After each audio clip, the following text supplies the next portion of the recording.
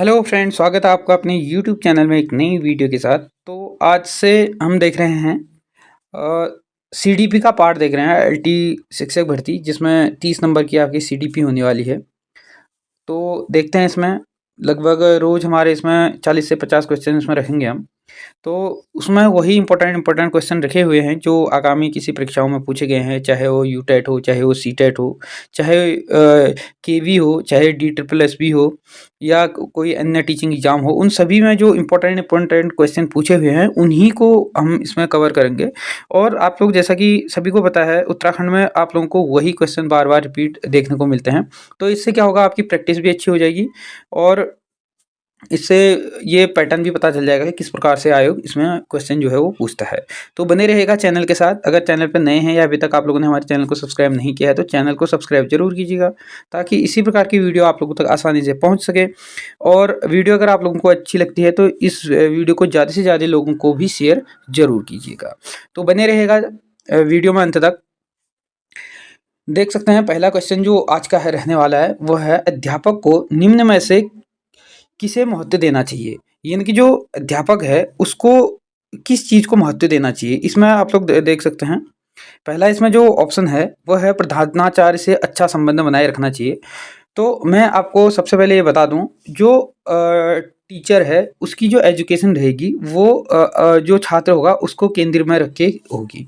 तो इसमें देख सकते हैं, कहा गया है जैसे कि प्रधानाचार्य को से अच्छा संबंध बनाना होगा। प्रधानाचार्य से अच्छा संबंध बनाने का उसका कोई टीचिंग में इफेक्ट नहीं पड़ेगा। दूसरा, छात्र के भविष्य को लेकर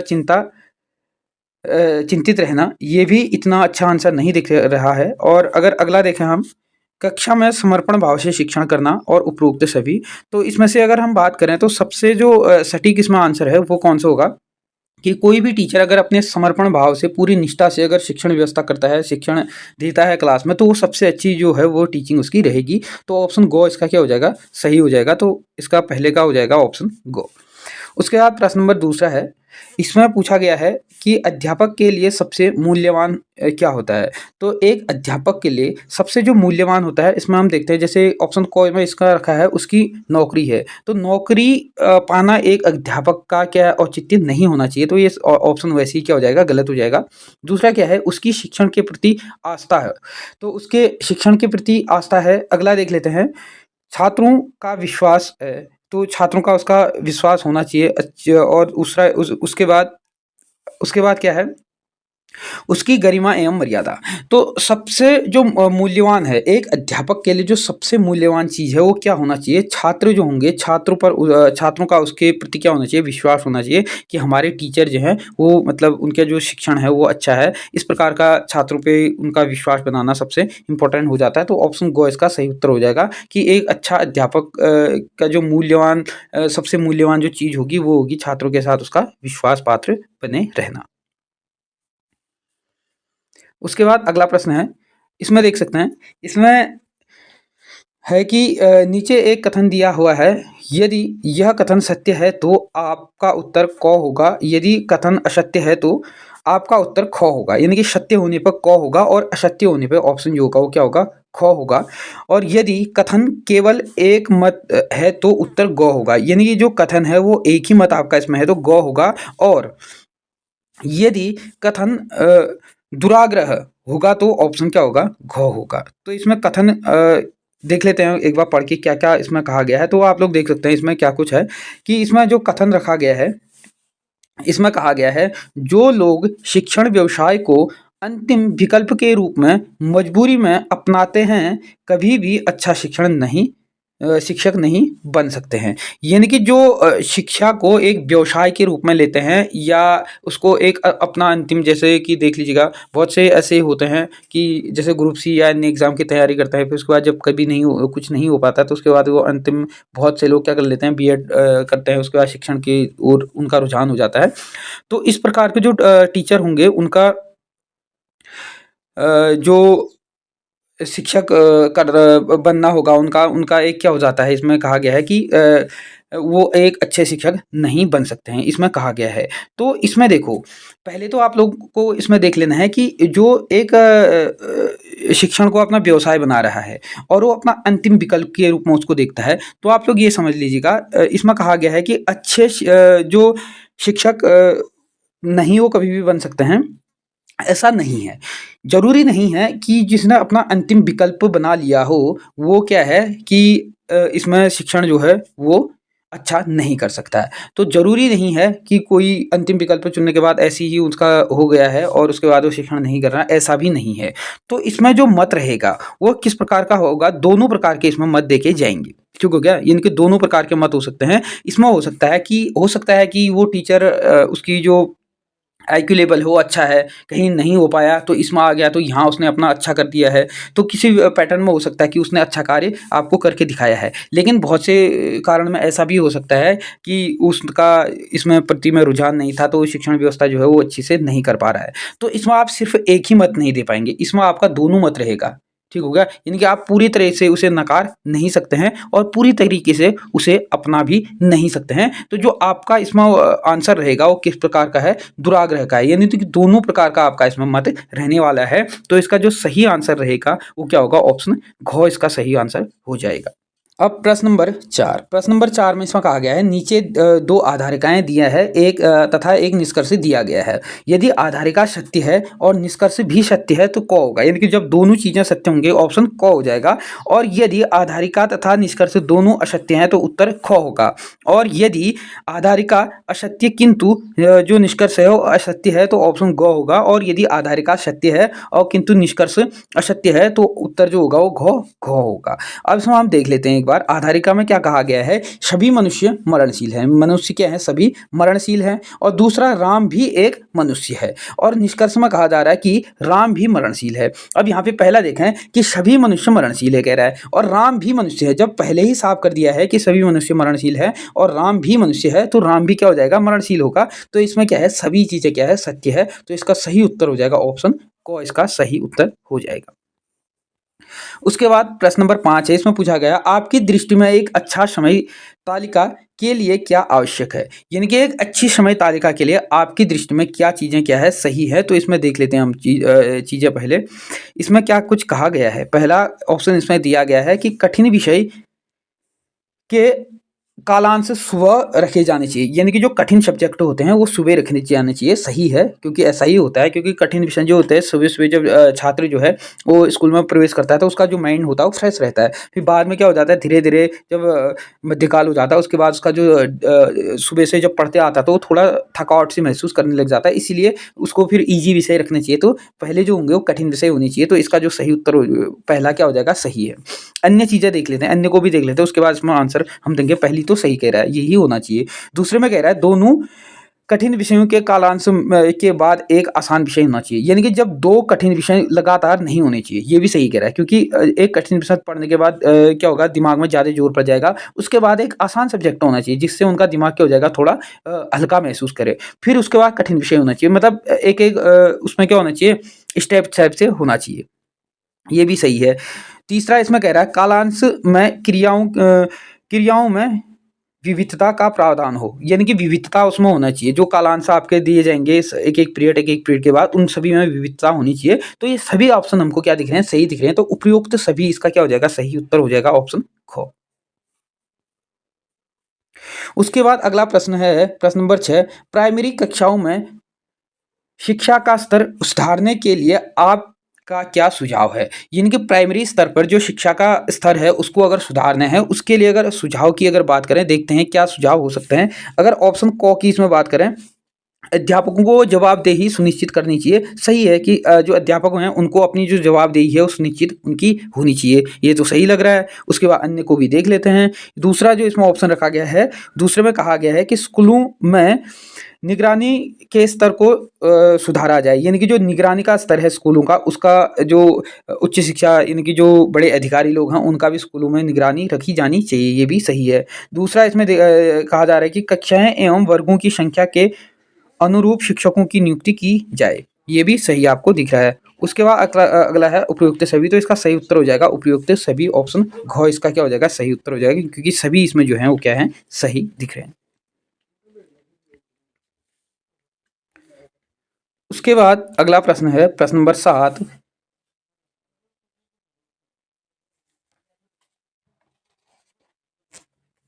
प्रश्न नंबर 7 इसमें पूछा रहा है कि छात्र किस प्रकार के अध्यापकों को पसंद करते हैं, यानी कि जो छात्र हैं वो किस प्रकार के अध्यापकों को पसंद करते हैं। तो देखते हैं ऑप्शन में क्या क्या रखा गया है। पहला जो ऑप्शन इसका रखा गया है, जो उनकी समस्याओं को हल करने में रुचि लेता हो। सही दिख रहा है, ऐसे अध्यापकों को छात्र स्वाभाविक सी चीज़ें पसंद करेंगे। दूसरा जो है ये सही दिख रहा है। उसके बाद दूसरा जो है, जिससे उन्हें शारीरिक दंड का भय ना हो, ये भी सही दिख रहा है। जिससे शारीरिक दंड का भय नहीं होता है, ऐसे को क्या करते हैं छात्र पसंद करते हैं, ऐसे अध्यापक को। अगला जो है, जो टेस्टों की कॉपियां जांचने के बाद उन्हें तुरंत जो है पुष्ट पोषण देता है, यानी कि तुरंत कोई कॉपी चेक करी, उसके बाद जो उनकी त्रुटियां हैं, जो भी उनसे गलतियां हो रखी हैं या जो उनसे चीज़ें हैं, उनके लिए जो दोष हो रहे हैं उनको बताता है, उसके बारे में उनको और क्या कहते हैं उसको सही करने के बारे में उनको प्रेरित करता है। तो इस प्रकार के टीचरों क्या है जो छात्र हैं वो पसंद करते हैं। तो उपरोक्त सभी ये हो जाएगा सही उत्तर, ऑप्शन घ। उसके बाद अगला प्रश्न है प्रश्न नंबर 8। शिक्षा के प्रचार एवं प्रसार से लोकतंत्र मजबूत होता है। ठीक हो गया, ये तो सही दिख रहा है, क्योंकि लोकतंत्र जब शिक्षा का प्रचार प्रसार होगा तो क्या होगा, लोकतंत्र मजबूत कैसे होगा। आप एक योग्य जो है वो उम्मीदवारों को आप चुनेंगे, उसके बाद वो क्या करेंगे, शासन जो करेंगे वो अच्छे से कर पाएंगे, तो लोकतंत्र इससे क्या होगा मजबूत होगा।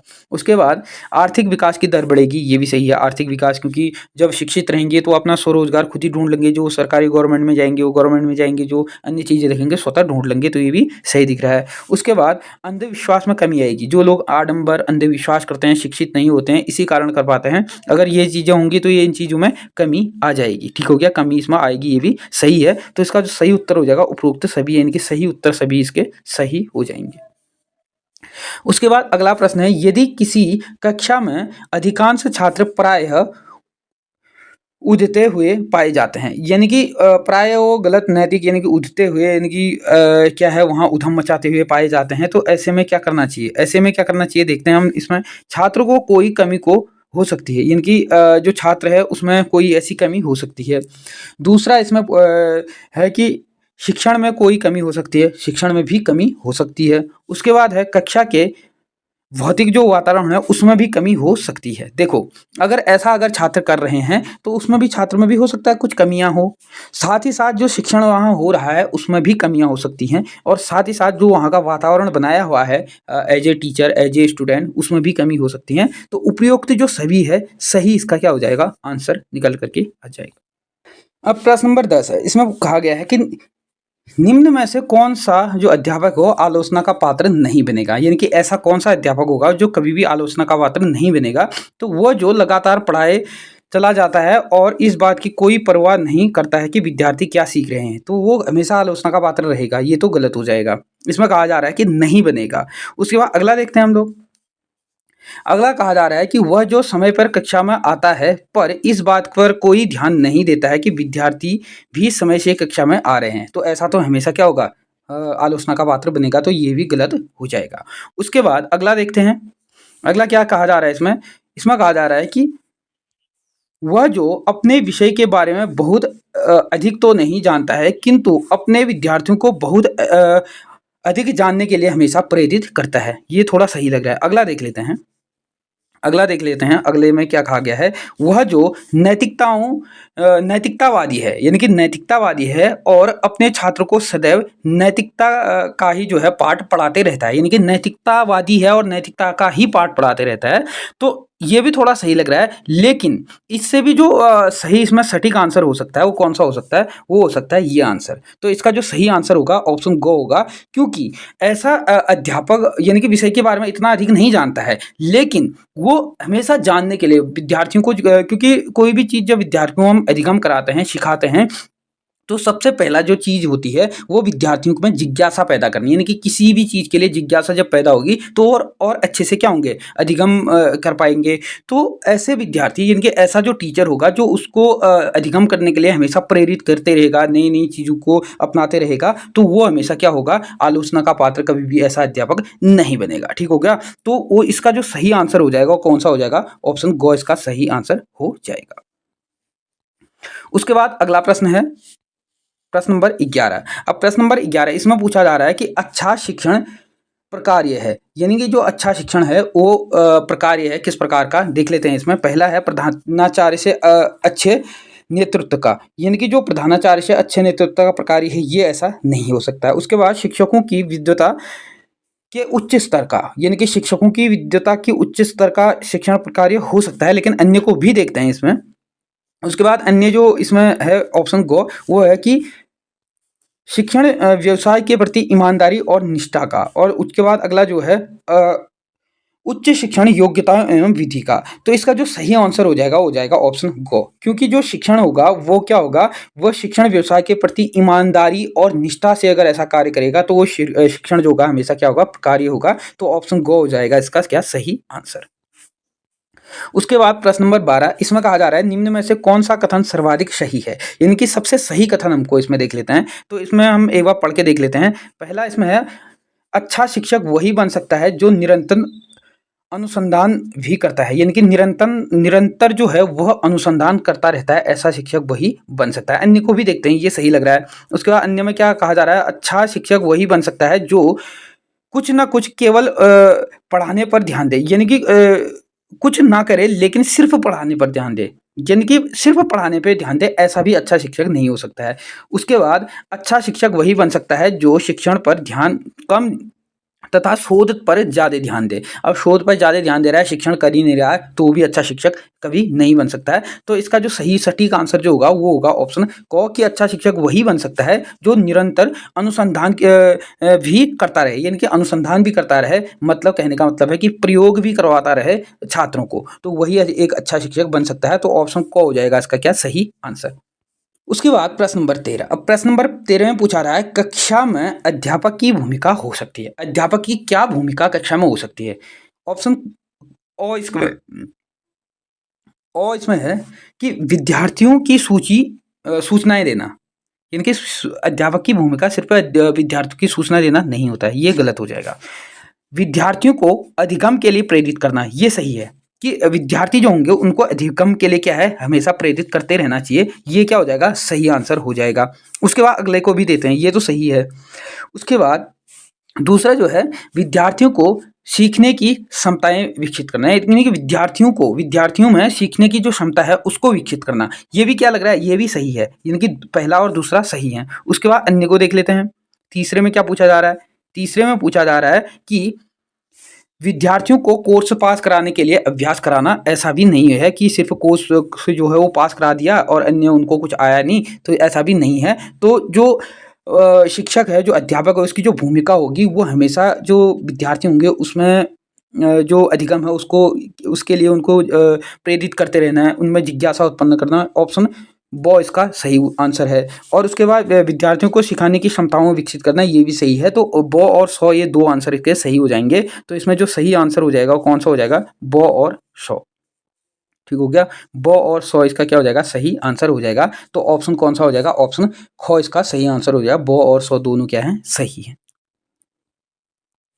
उसके बाद अगला प्रश्न क्या है, अगले में पूछा जा रहा है छात्रों को दंड देने समय अध्यापक के मन में क्या भावना होनी चाहिए, यानी कि अध्यापक के मन में जो है वो क्या भावना होनी चाहिए छात्रों को दंड देते टाइम। तो इसमें देख लीजिएगा, पहला जो ऑप्शन है दंड के भय से छात्र आइंदा गलती ना करे।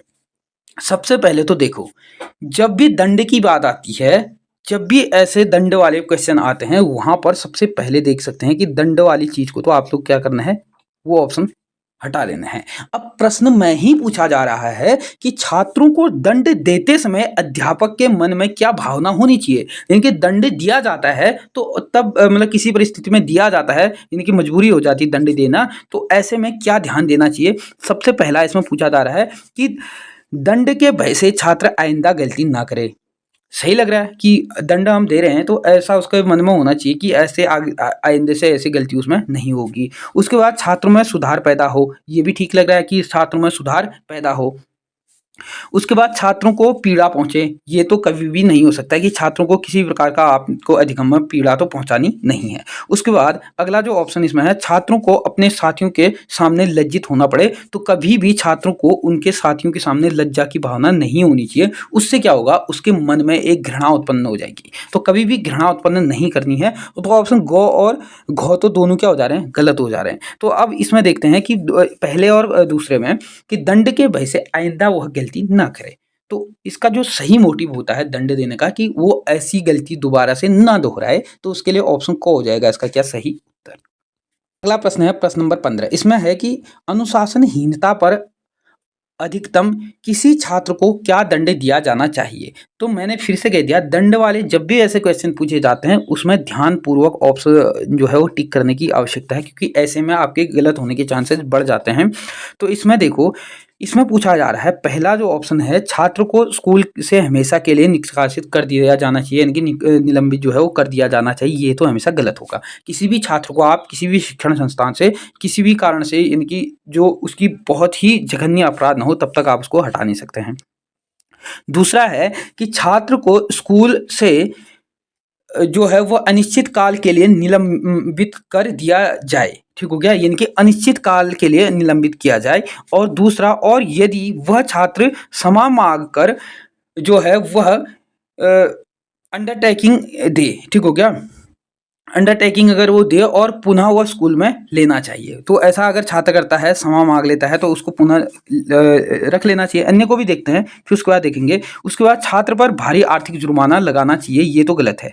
आर्थिक जुर्माना आप किसी भी छात्र पे नहीं लगा सकते हैं। दूसरा जो है वह मैदान के 10 चक्कर लगवाए जाएँ, ये भी गलत होगा। 10 चक्कर आप लोग लगा करके उसको आर्थिक रूप से पीड़ित नहीं कर सकते हैं। तो इसमें आप देख सकते हैं जिससे उसकी जो है उसको मतलब किसी भी दंड देने के पीछे का जो आपका मोटिव है वो हमेशा क्या होना चाहिए, उसका हित होना चाहिए उसमें। यानी कि छात्र का हित होना चाहिए, वो आगे उसी चीज़ में सुधार करे, तो उसके लिए उसको क्या करना चाहिए, एक अनिश्चित काल के लिए उसको निष्कासित कर दिया जाना चाहिए।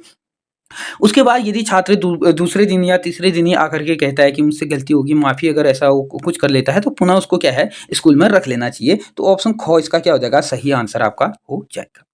उसके बाद अगला प्रश्न है कि प्रकरण में यौन यानी कि सेक्स से संबंधित कोई बात आ जाती है, यानी कि कोई सेक्स या यौन से संबंधित ऐसी बातें कोई आ जाती हैं, तो छात्र बहुत हर्षित हो जाते हैं और प्रफुल्लित हो जाते हैं। इस पर आप की जो प्रक्रिया होगी वो किस प्रकार की होती है। तो सबसे पहले आप ये देख लीजिएगा, सपोज दैट आप एक किसी बायोलॉजी के टीचर हैं, वहाँ पे ऐसी कोई बात आ गई है, तो वहाँ पर आपका जो शिक्षण है वो किस प्रकार का होना चाहिए। और ऐसे में जो है वो छात्र जो है अधिक क्या होते हैं, उत्साहित होते हैं उस चीज़ को जानने के लिए, उसमें ज़्यादा प्रफुल्लित हो जाते हैं। तो ऐसे में आप लोगों को क्या करना चाहिए, एक टीचर के नाते, तो आप भी उसमें के साथ देंगे, तो उनका साथ आप लोगों को नहीं देना है, ये तो गलत हो जाएगा। दूसरा, आप उनका दंडित करेंगे, तो दंड मैंने पहले फिर से बता दिया है, आप जहाँ पर भी दंड आएगा उसको हटा देंगे।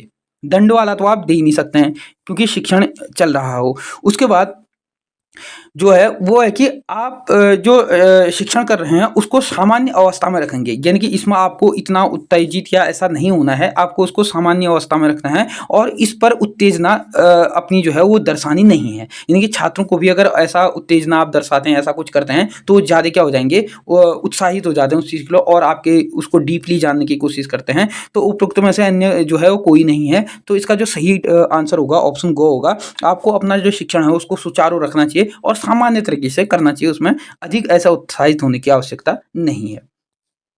उसके बाद प्रश्न नंबर 17 जो है उसमें पूछा गया है कि सही शिक्षा वाली कक्षाओं में यौन संबंधी बातें करना कैसा है। यानी कि जो सही शिक्षा वाली जो कक्षाएं हैं वहाँ पर यौन से संबंधित जो बातें हैं वो करना किस प्रकार का है। तो इसमें देख लेते हैं हम लोग। इसमें जो पूछा जा रहा है वह कदापि कठिन नहीं है, यानी कि कदापि ये चीज़ें कठिन नहीं है।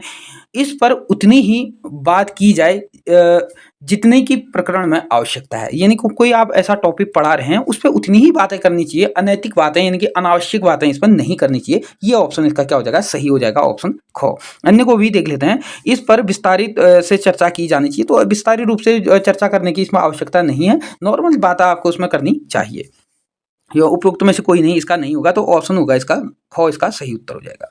उसके बाद अगला प्रश्न इसमें कहा गया है कि इसमें कहा गया है कि एक अध्यापक के रूप में आप किसी घटना या प्रश्न का मुझे संतोषजनक स्पष्टीकरण नहीं मिला तो मैं, यानी कि एक अध्यापक के रूप में आप हैं और यदि आप वहाँ पे अपने आप को रख करके कहते हैं कि एक घटना या प्रश्न का जो संतोषजनक आपको स्पष्टीकरण नहीं मिल पाता है तो मैं क्या करूँगा, यानी कि आप क्या करेंगे, तो उसमें इस बात की कोई विशेष परवाह न करता, यानी कि इस बात की वो कोई विशेष परवाह नहीं करता है कि मुझे मिला है या नहीं मिला है। और दूसरा है कि किसी ज्ञानी व्यक्ति से मिलने की प्रतीक्षा करता हूँ, यानी कि मैं ऐसा होने पर किसी ज्ञानी व्यक्ति से मिलने की प्रतीक्षा करता हूँ, अपने पूर्व अध्यापकों से संपर्क करता हूँ और उस समय तक चैन से नहीं बैठता जब तक मुझे उचित स्पष्ट उत्तर नहीं मिल पाता है। तो इसका सही उत्तर हो जाएगा यही, क्योंकि आप एक अध्यापक अपने आप को सोच के देखें कि कोई आपके सामने ऐसा प्रश्न पूछा जाता है या आप किसी से ऐसा वो आ जाता है, ऐसा प्रकरण आ जाता है, तो आपको एज ए टीचर, क्योंकि टीचर जो होता है वो जीवन पर्यंत क्या है उसको पढ़ाना और पढ़ने का, यानी कि अधिगम का पर ही उसका पूरा जीवन क्या होता है समाप्त हो जाता है। तो ऐसे में उसको क्या होना चाहिए कि अपने जो उत्तर है उसके जानने और उसका स्पष्टीकरण मिलने तक उसको चैन से नहीं बैठना चाहिए। ये इसका क्या हो जाएगा, ऑप्शन घ इसका सही उत्तर हो जाएगा। उसके बाद प्रश्न नंबर 19 है, अच्छा अध्यापक वह है, यानी कि जो अच्छा अध्यापक हो किस प्रकार का हो सकता है, अपने विषय के में प्रवीण हो। उसके बाद अगला है मेधावी हो और परिश्रमी हो। उसके बाद अगला है सदा जीवन यानी कि सादा जीवन व्यतीत करता हो। उसके बाद अगला प्रश्न है अपने विद्यार्थियों से सच्ची लगन रखता हो, यानी कि जो विद्यार्थी हैं, अच्छा अध्यापक वही हो सकता है अपने विद्यार्थियों के साथ सच्ची लगन के साथ उनके साथ क्या करें, अध्ययन का कार्य करें, उनके साथ लगाव रखें, तो वही अच्छा अध्यापक हो सकता है। ऑप्शन घ इसका क्या हो जाएगा और सही उत्तर हो जाएगा। अगला प्रश्न है किसी कक्षा में प्रवेश के लिए एक निश्चित आयु का निर्धारण क्यों आवश्यक है। जैसे कि आप लोग देख ही रहे हैं कि जब तक नई शिक्षा नीति के तहत लगभग 7 वर्ष तक के विद्यार्थी को आप प्राइमरी में नहीं रख सकते हैं, इनकी एज टू एज भी काफ़ी इंपॉर्टेंट रखती है। तो इसके लिए क्या है कि क्योंकि पाठ्यक्रम आयु की विशेषता, रुचि एवं मांगों को ध्यान में रखकर तैयार किया जाता है। सही दिख रहा है ये भी। अन्य को भी देख लेते हैं। अन्य पूछा गया है क्योंकि कक्षा में विभिन्न आयु वर्ग के छात्रों के होने से सभी छात्रों को समायोजन में कठिनाई होती है। ये भी सही लग रहा है। अन्य को भी देखते हैं। कोई अध्यापक को सबसे अच्छा समान व्यवहार करने में कठिनाई होती है, यानी कि जो अध्यापक है उसको समान व्यवहार सभी आयु वर्ग के साथ करने में क्या हो जाती है, कठिनाई हो जाती है। तो इसका सही उत्तर हो जाएगा उपरोक्त सभी, क्योंकि सभी आंसर इसके क्या है, सही हैं। उसके बाद अगला प्रश्न है प्राइमरी स्तर पर छात्रों को मातृभाषा के माध्यम से जो पढ़ाना अच्छा होता है, क्यों अच्छा होता है, क्योंकि इससे क्या होता है, इसमें देखते हैं। क्योंकि इसमें क्या होता है, इससे बच्चे को शिक्षण स्वाभाविक वातावरण में मिलता है, यानी कि क्योंकि उसका जो घर है, घर के परिवेश के आधार पर ही उसको यहाँ भी शिक्षण मिलता है, तो उससे उसको क्या है, डायरेक्ट उसके यहाँ कनेक्ट कर पाता है। दूसरा है इससे अध्यापक को अनुभवों को बांटने में सुविधा होती है, यानी कि अपना जो अनुभव है उनको बांटने में इसको क्या होता है, सुविधा होती है। अगला जो है उपरोक्त में से दोनों और अगला है उपरोक्त में से कोई नहीं, तो इसका सही उत्तर हो जाएगा ऑप्शन ग, यानी कि दोनों इसके क्या है, सही उत्तर दिख रहे हैं। उसके बाद अगला प्रश्न है क्या अभिभावकों को अपने बच्चों को गृह कार्य करवाने में सहायता देना चाहिए, यानी कि उनको सहायता देना चाहिए। तो इसमें है नहीं, तो क्या होगा, यानी कि देना चाहिए, ये गलत हो जाएगा। नहीं तो होना नहीं चाहिए, क्योंकि बच्चे की जो प्राइमरी पाठशाला है वो उसका घर है, ठीक होगा। नहीं कहा है, और कह क्या इसमें रहा है, यह अभिभावक पर अतिरिक्त बोझ है, बोझ नहीं होगा। उसके बाद दूसरा है ये भी नहीं है, क्योंकि बच्चों को गृह कार्य स्वयं करना चाहिए। अब बच्चों को आ नहीं रहा है, तो वो अगर छात्र घर पे भी अगर उसका जो अभिभावक हो पढ़ाता है तो उससे अच्छे वो कनेक्ट कर पाते हैं, तो ये भी गलत हो जाएगा। तीसरा जो है, हाँ इससे बच्चे गृह कार्य अवश्य करके लाएंगे, ठीक हो गया। और अगला जो है, हाँ इससे अभिभावकों को अपने बच्चों के जो की प्रगति का भी पता चलेगा, ठीक हो गया। ये इसका क्या हो जाएगा, सही आंसर हो जाएगा। सही आंसर यही हो जाएगा, क्योंकि उससे उसको अपने जो बच्चे हैं उनका भी पता लगेगा कि आखिर मेरा बच्चा कितना पढ़ रहा है, कितना कर रहा है। उसके बाद अगला प्रश्न है क्या अध्यापकों के लिए कोई आचार संहिता होनी चाहिए। क्या कहा गया इसमें, नहीं, इसको लागू करना कठिन है, ये तो गलत हो जाएगा। होनी चाहिए, कठिन क्या है इसमें, गलत उसके बाद नहीं, क्योंकि अध्यापकों का कार्य बहुत जटिल है, नहीं, ये भी गलत है। उसके बाद हाँ, क्योंकि उससे उसकी जवाबदेही बढ़ेगी, ये सही है। क्योंकि जैसे कि आप लोग देख रहे हैं कि आज के टाइम पे जो अध्यापक है वो अध्यापन का कार्य इतने अच्छे तरीके से एक बार नौकरी लग जाती है उसके बाद उनको नहीं करना, यानी कि वो अपने अनुसार करते हैं। तो अगर ये जवाबदेही होती है तो उससे छात्रों का जो शिक्षण है उससे क्या होगा, और अच्छे से वो कर पाएंगे। ठीक हो गया। तो फिलहाल आज की क्लास में हम इतने ही क्वेश्चन को रखते हैं, तो इसका सही उत्तर हो जाएगा ऑप्शन गो, इसका सही उत्तर हो जाएगा। तो इतने ही रखते हैं। नेक्स्ट क्लास में हम इसमें धीरे धीरे बढ़ाएंगे। तो वीडियो अगर आप लोगों को अच्छी लगी और अगर आप लोग चैनल पे नए हैं, अभी तक आप लोगों ने चैनल को सब्सक्राइब नहीं किया है, तो चैनल को सब्सक्राइब जरूर कीजिएगा। प्रत्येक इसी प्रकार की वीडियो आप लोगों तक आसानी से पहुंचेगा, इसके लिए आप बेल आइकन को भी साथ में जरूर प्रेस कीजिएगा ताकि आप तक वीडियो आसानी से पहुंच सके। तो वीडियो अच्छी लगी तो इसे ज़्यादा से ज़्यादा लोगों को शेयर जरूर कीजिएगा और चैनल को लाइक शेयर सब्सक्राइब भी साथ में जरूर कीजिएगा। धन्यवाद।